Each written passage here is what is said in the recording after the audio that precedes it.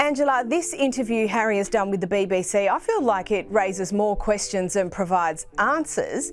Which were the comments which really stood out to you?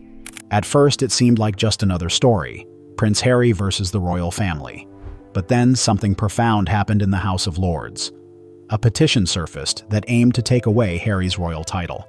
This was not just gossip, it was a real challenge from Britain's political leaders. The issue is about legacy and power. Can Harry cut ties with the royal family, live in California, profit from his name, and keep a title linked to the crown? Harry expressed concern over his family relationships, saying, "I don't know how long my father will live, but it would be nice to make amends with my family. If they don't want that, that's totally up to them. He won't speak to me because of this security issue." This security issue refers to the protection he believes he and his family should receive, which has been a point of contention since their move to the US. He discussed shared experiences, saying, "We went into the trenches together right away." Someone commented on Meghan Markle's time in the royal family. She mentions being in the trenches. "You lived in a castle, a girl, and were treated like a princess. People fell at your feet." I could go on about the benefits. The trenches, this? She has reached a level that defies comprehension. Sometimes, I envy it. A popular figure has upset the public. Meghan is using her HRH title, even though she agreed to give it up when she and Harry stepped down from royal duties. Reports say Prince William is furious about this. One commentator said, "To be honest, Meghan Markle has recently been extremely entitled and blatant in using her HRH title.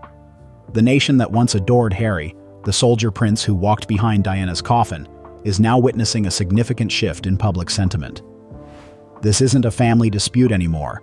This is a constitutional battle," one observer remarked, capturing the growing disillusionment with Harry. This isn't just a Netflix-worthy drama, it's a real-life historical event, and it's escalating rapidly. What started as Mexit has now evolved into a significant crisis of loyalty and identity. Harry will lose a title and his last connection to the monarchy if the petition passes. The House of Lords, steeped in royal tradition, is pushing to strip Harry of his Duke of Sussex title. Initially dismissed as clickbait, this is a serious move. "We reject your wife. Stay in your $29 million mansion. You're not our prince. You'll never be king," echoes across the country, underscoring the public's rejection of Harry. "You're in America now, and we don't care about you." This isn't just some social media backlash. It's a serious move by senior lawmakers. And here's the truth. Harry is furious, filled with rage because that title is his key to influence in Hollywood and business. Take it away, and you take everything. Seeing Parliament act this way shows that the establishment is saying, enough. This isn't a warning, it's the start of a collapse of Harry's royal identity. According to Omid Scobie's book, King Charles is not confrontational, so I don't think he likes being accused of racism toward his grandchildren. He'll continue to tread carefully. The prodigal prince is about to be cut off for good. From Sussex to Scotland, people are rising up. This isn't just noise anymore. It's a movement, and Parliament is not sitting back. The Lords and the Commons are not just signing off, but pushing it forward. This isn't just one MP on a mission, it's becoming a national effort. They're using an old law from World War I, the Titles Deprivation Act of 1917, which took titles from royals who supported the enemy. This act, enacted during a national crisis, is now being invoked to address what some see as a betrayal of the royal family. That's when I realized, this is real. It's not for show. It has real consequences. They're stating that what Harry's done may not be treason on paper, but it feels just as serious. How much harm can they do to our royal family and our monarchy? I've said it before and I'll say it again. King Charles should strip them of all their remaining titles and banish them from any association with the royal family. Of course, the true measure of success for both of them will be the same as it always has been. Without their titles, they may be seen as just whiny millennial windbags with a constant victim complex, knowing that victimhood is what makes them money. How could anyone trust them as far as I could throw them? This isn't just disrespect. It's a targeted attack on Harry's last genuine connection to royalty. People are fed up with watching someone criticize the crown while still profiting from its name. What started as public outrage is now turning into official action. When Parliament and the people are aligned like this, one thing is certain, there's no turning back. Kinsey, you recently spoke with Hugo Vickers, a royal family friend, who revealed that the late Queen was so concerned about Harry and Meghan that she preferred not to spend time with them alone. Let's examine. Prince Harry's portrayal of Queen Elizabeth is untrustworthy. In that BBC interview, he even claimed that the Queen wanted him to have some security. We're uncovering the truth. She was bothered by them. Royals are expected to remain neutral. Harry has criticized the First Amendment, cozied up to partisan groups, and supported causes contradicting everything the crown stands for. The same crown that granted him his title. This is where it all goes wrong. Harry didn't just leave the UK for peace. He made quite a noise. And not just through interviews, he dove headfirst into American politics. Now, lawmakers are using a harsh term, title laundering. This refers to Harry using his royal status to promote political agendas abroad, which is embarrassing and poses a serious constitutional threat. British royals traditionally do not interfere in American elections or cultural conflicts, yet Harry is doing just that while continuing to call himself the Duke of Sussex. Recently, Meghan did her first long-form sit-down podcast interview. She showed the host a basket she had sent to thank her for allowing her to appear. If you zoom in, it says, "With the compliments of Her Royal Highness, the Duchess of Sussex." It's not just whispers anymore.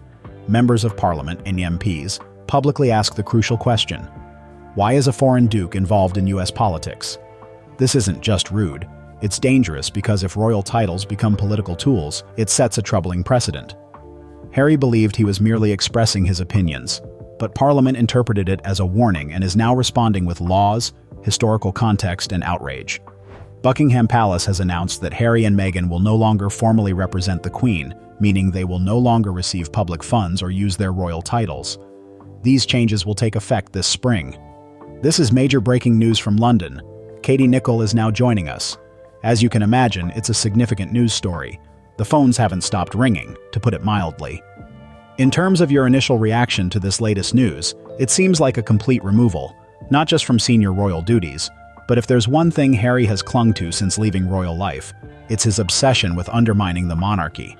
It appears he has made family betrayal his full-time job, from that explosive Oprah interview to the Netflix series and his candid book Spare. Initially, people were curious and listened. Now, even his biggest supporters are backing away. He has thrown everyone under the bus: his father, his brother, his stepmother, and even the late Queen. That's not healing. That's burning everything to the ground. Parliament is expressing what many have thought. You can't set fire to the royal house and still expect to keep the keys. It's clear that Harry is using his title as a shield, maintaining royal status while launching attacks from his California mansion. But that game is over. These continuous public criticisms have crossed a line. MPs call it symbolic treason. It's not a crime, but it's a slap in the face to the institution that granted him that title. Parliament has finally spoken up and isn't holding back, especially after the monarchy's years of silence. Regarding a progressive new role within the royal family, while the monarchy modernizes, like the Queen tweeting, for example, it remains an ancient institution. The notion of tradition doesn't quite align with what we expect from the monarchy today. People are discussing whether this constitutes a constitutional crisis, but I'm unsure. After all, Harry went from being the spare to the heir, and is now sixth in line due to circumstance and the Cambridges' 3 children. After Harry's shocking BBC interview, the Court of Appeals decided not to overturn the ruling on his security in the UK, and now the majority of the public supports the king in this family feud. Let's face it, Harry's reputation in the UK is plummeting. The latest polls indicate that 62% want his title revoked. Among older and conservative voters, that number jumps to over 70%. Even Labour supporters, who are typically more forgiving, acknowledge that he's crossed the line. The real gut punch is that people in Sussex, his dukedom, are signing the petition in droves. An elderly woman summed it up best. "He doesn't represent us anymore, he represents himself." That statement resonated with me because it's true. While Harry remains a star in America, back home, people feel utterly betrayed, not because he left, but because he went, damaged the monarchy, and continues to profit from the royal brand. You can't have it both ways forever. The British public is fed up. They're proclaiming, "You left, you attacked us, now we're cutting you off." Parliament isn't acting in isolation. They're reflecting a message already echoing through the streets. This isn't merely about one scandal. It's the culmination of years of interviews, leaks, and media tours aimed at the monarchy. There is a crisis within the Windsor family. This situation is partly due to how Harry and Meghan shared their story. They have claimed that they were very unhappy and that the environment was toxic, especially for Meghan. It's unclear how their new roles will affect Harry and his brother William. Let's be honest, Harry and Meghan did not just step back from royal life, they turned it into a business. Every deal they have made, including Netflix, Spotify, and children's books, is linked to the Duke and Duchess of Sussex. Their royal branding is prominent. This is not by accident, it is a strategy. People want to share their side of the story when high stakes are involved. Some criticize royals living in luxury in California, while others struggle to afford basic needs. Their departure from royal duties feels hypocritical to many. Critics say they profit from their titles while claiming to desire a private life. In the UK, royal titles are essential. Harry has been accused of using his title for financial gain, which many find disrespectful. As Parliament considers this issue, public opinion is shifting. About 2/3 of people want Harry and Meghan to lose their HRH titles. King Charles does not defend Harry and lets the institution handle the matter. Prince William appears to support this behind the scenes to protect the crown. Parliament removing Harry's title could mean a significant loss for him. His influence and appeal depend on his royal status. Without the title, he risks becoming another celebrity, losing the brand he and Meghan have built. The rule is clear. If you attack the crown, you lose its privileges. This is not the first time titles have been stripped. Historical examples exist. Many people support this action, and Harry's behavior seems hypocritical as he profits from the monarchy he criticizes. Losing his title could end the fairy tale, leaving him as just Harry, a controversial figure without a royal identity. The current situation is not only about titles, it reflects how the public feels about him. The crown acts through Parliament, indicating that he no longer represents them. This could disrupt everything he has built and close the chapter on his royal legacy.